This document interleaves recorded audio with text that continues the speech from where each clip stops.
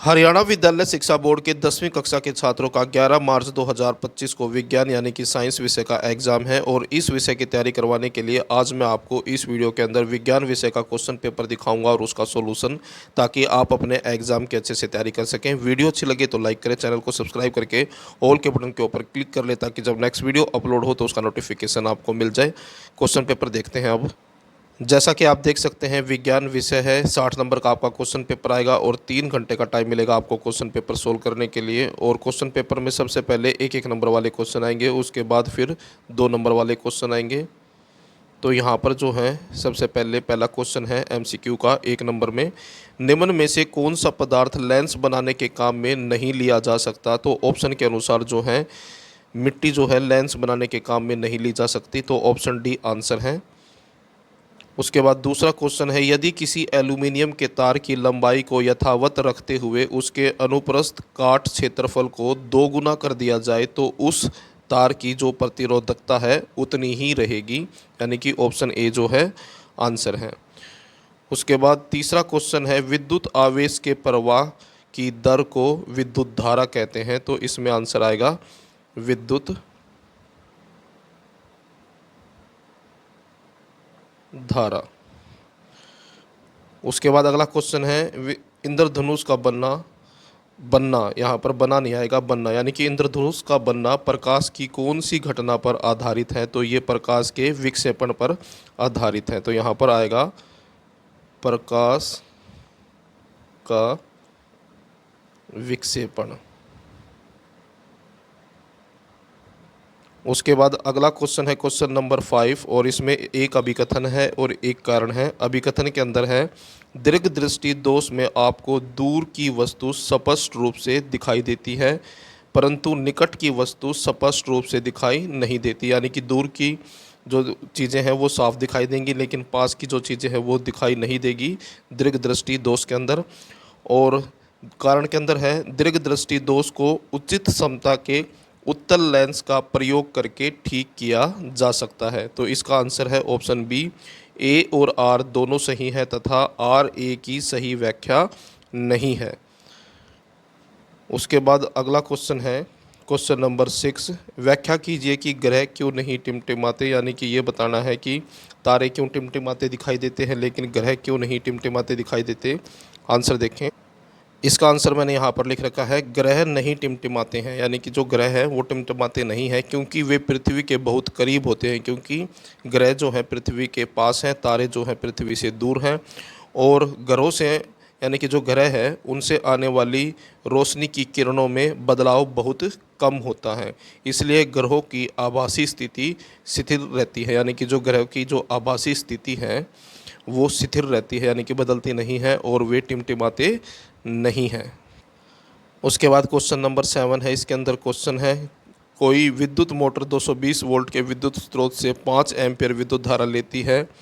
विद्युत मोटर की शक्ति निर्धारित कीजिए तथा 2 घंटे में मोटर द्वारा प्रयुक्त ऊर्जा परिकलित कीजिए। और चॉइस के अंदर भी क्वेश्चन है, ये 6 नहीं 7 आएगा यहाँ पर।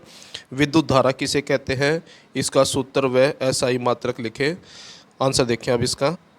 क्वेश्चन नंबर 7 का आंसर यहाँ पर है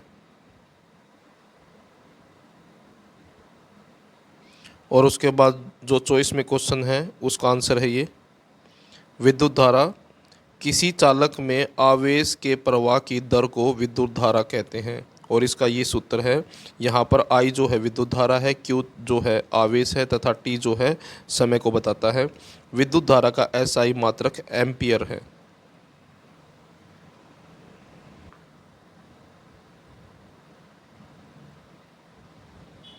उसके बाद अगला क्वेश्चन है क्वेश्चन नंबर 8।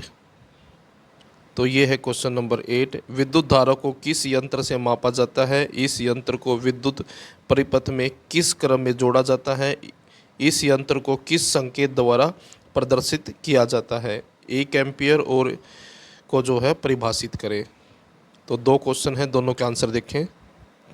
तो 8वें के अंदर जो क्वेश्चन नंबर ए है उसका आंसर है ये, विद्युत धारा को एमीमीटर से मापा जाता है। विद्युत परिपथ में एमीमीटर को श्रेणी क्रम में जोड़ा जाता है और एमीमीटर का जो संकेत है -A है। और उसके बाद जो बी है क्वेश्चन नंबर बी, उसका आंसर है ये। उसके बाद क्वेश्चन नंबर 9 है, ये है क्वेश्चन नंबर 9। किसी धारावाही वर्ताकार पास के कारण चुंबकीय क्षेत्र का वर्णन कीजिए। और चॉइस में भी क्वेश्चन है, विद्युत परिपथों तथा साधित्रों में सामान्य उपयोग होने वाले दो सुरक्षा उपकरणों के नाम लिखे तथा उनके कार्य विधि समझाएं। तो एग्जाम में जो है बिल्कुल इसी तरह से क्वेश्चन आएंगे। चॉइस में भी एक क्वेश्चन होगा, दोनों में से एक क्वेश्चन आपको करना होगा। यहाँ पर दोनों ही क्वेश्चन इंपॉर्टेंट हैं, इसलिए दोनों की तैयारी करें। तो ये है क्वेश्चन नंबर 9 का आंसर। और उसके बाद जो चॉइस में क्वेश्चन है उसका आंसर।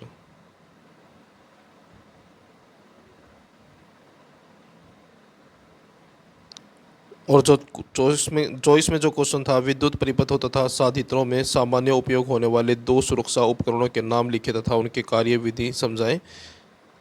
तो ये उसका आंसर है। पहला है भूसंपर्क तार और दूसरा है विद्युत फ्यूज। उसके बाद अगला क्वेश्चन है क्वेश्चन नंबर 10। तो ये है क्वेश्चन नंबर 10।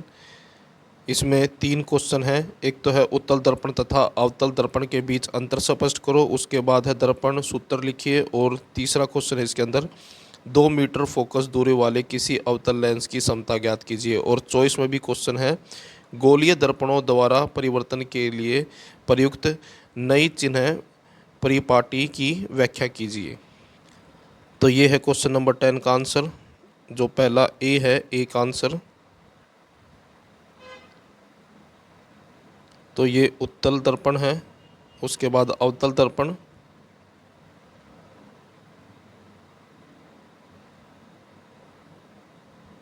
और उसके बाद जो चॉइस में क्वेश्चन है उसका आंसर।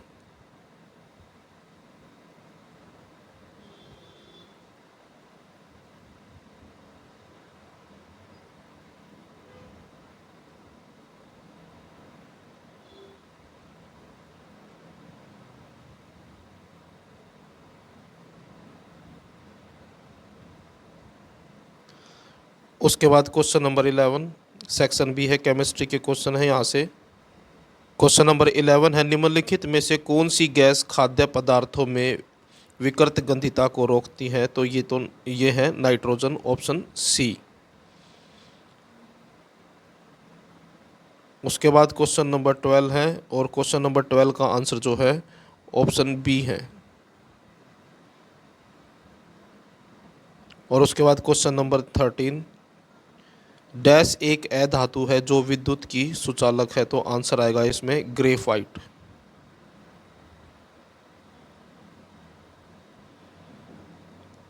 उसके बाद क्वेश्चन नंबर 14 है, आघात वैधर्यता किसे कहते हैं। तो क्वेश्चन नंबर 14 के आंसर में आएगा, धातुओं को पीट पीट कर पतली चादरों के रूप में परिवर्तन करने के गुण को आघात वैधर्यता कहते हैं। यहाँ पर लिखा हुआ है, धातुओं को पीट पीट कर पतली चादरों के रूप में परिवर्तन करने के गुण को आघात वैधर्यता कहते हैं। उसके बाद क्वेश्चन नंबर 15 है, अभिकथन और कारण वाला। तो अभिकथन ये है और उसके बाद ये कारण है। और इसका जो आंसर है वो है ऑप्शन ए और आर दोनों सत्य हैं तथा आर ए की सही व्याख्या है। उसके बाद क्वेश्चन नंबर 16 वियोजन अभिक्रिया से आप क्या समझते हैं, रासायनिक समीकरण सहित एक उदाहरण दीजिए। और उसके बाद 17वां क्वेश्चन है, धावन सोडा का रासायनिक सूत्र और 2 उपयोग लिखो। दोनों के आंसर देखें अब। तो क्वेश्चन नंबर 16 का आंसर ये है, वियोजन क्रियाएं जिन रासायनिक अभिक्रियाओं में एक अभिकर्मक सरल अवयव में टूट जाता है उन्हें वियोजन अभिक्रिया कहते हैं। तो और ये उदाहरण है। उसके बाद ये क्वेश्चन नंबर 17 का आंसर है। तो ये रासायनिक सूत्र है और उपयोग, पहला उपयोग है कांच, साबुन और कागज़ उद्योग में इसका उपयोग होता है। और जल की सतही कठोरता को दूर करने में इसका उपयोग होता है। उसके बाद है क्वेश्चन नंबर 18। तो ये क्वेश्चन नंबर 18 है और ये है क्वेश्चन नंबर 18 का आंसर, ए का आंसर, बी और सी। उसके बाद क्वेश्चन नंबर 19, इन अभिक्रियाओं के लिए समीकरण लिखिए। और चॉइस में भी क्वेश्चन है, खनिज और अयस्क में 3 अंतर लिखो। तो पहले का आंसर ये है, भाप के साथ आयरन, और उसके बाद दूसरे का आंसर ये है जल के साथ कैल्शियम, और उसके बाद तीसरे का आंसर ये है जल के साथ पोटेशियम। और उसके बाद जो चॉइस में क्वेश्चन है उसका आंसर है ये खनिज एवं अयस्क में निम्नलिखित 3 अंतर हैं। पहला है ये खनिज के हैं और ये अयस्क के हैं। यहाँ पर ये गड़बड़ कर रखी है, वे प्राकृतिक पदार्थ जिनमें, जिम नहीं आएगा, इसमें आएगा जिनमें धातुएं व उसके योग पाए जाते हैं खनिज कहलाते हैं। यानी कि वे प्राकृतिक पदार्थ जिनमें धातुएं व उसके योग पाए जाते हैं खनिज कहलाते हैं। दूसरा पॉइंट के अंदर है खनिज में धातु कम मात्रा में पाई जाती हैं। सभी खनिज अयस्क नहीं होते, और ये है अयस्क वह खनिज जिनमें से धातुओं को प्राप्त करना सरल एवं लाभकारी हो अयस्क कहलाते हैं। अयस्कों में धातु की मात्रा अधिक होती है। सभी अयस्क खनिज होते हैं। उसके बाद क्वेश्चन नंबर 20, तो ये है क्वेश्चन नंबर 20, और इसके भी चॉइस में क्वेश्चन है, और 20 में भी ए और बी 2 क्वेश्चन हैं। तो ये है क्वेश्चन नंबर 20 का आंसर, ए का आंसर है ये। उसके बाद ये बी का आंसर है।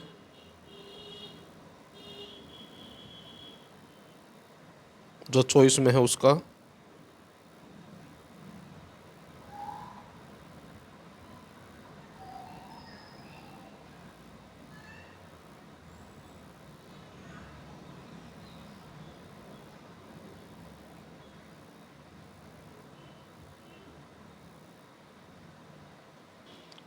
उसके बाद नेक्स्ट क्वेश्चन है क्वेश्चन नंबर 21, और यहाँ से बायोलॉजी के क्वेश्चन है।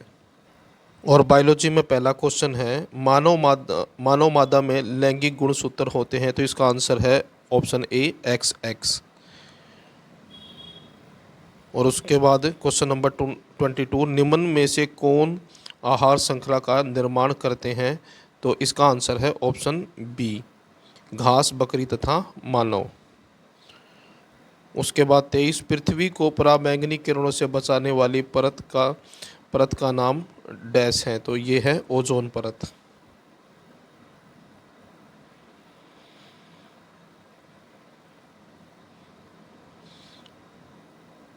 उसके बाद क्वेश्चन नंबर 24, कौन सी ग्रंथि हार्मोन और एंजाइम दोनों स्रावित करती है, तो इसका आंसर है अग्नाशय।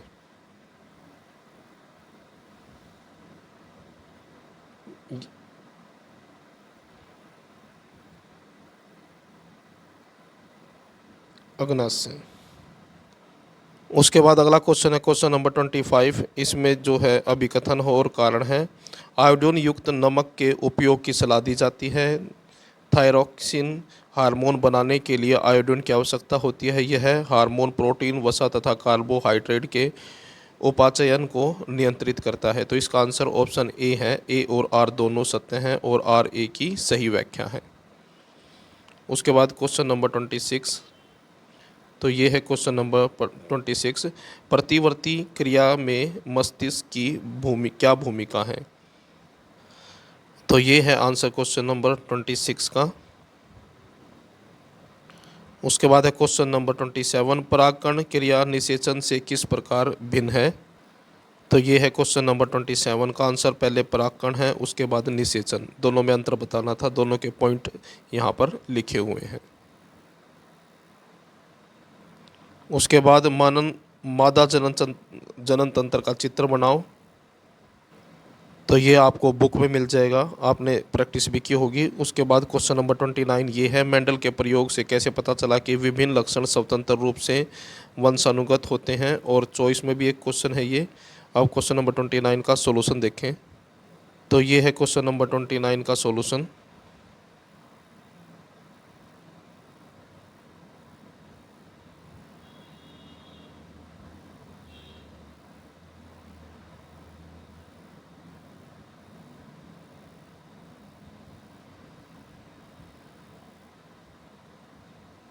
और उसके बाद जो चॉइस में क्वेश्चन था उसका आंसर।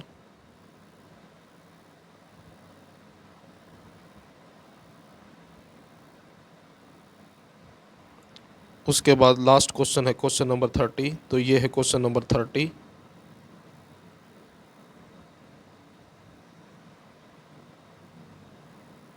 और ये है, तो यहाँ पर है क्वेश्चन नंबर 30 का सॉल्यूशन।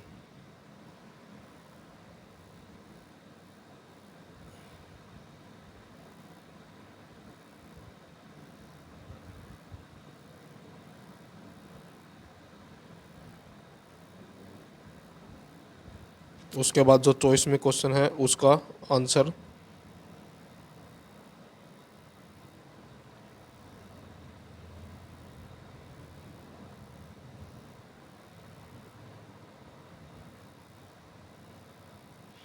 तो ये था आपका 10वीं कक्षा का विज्ञान विषय का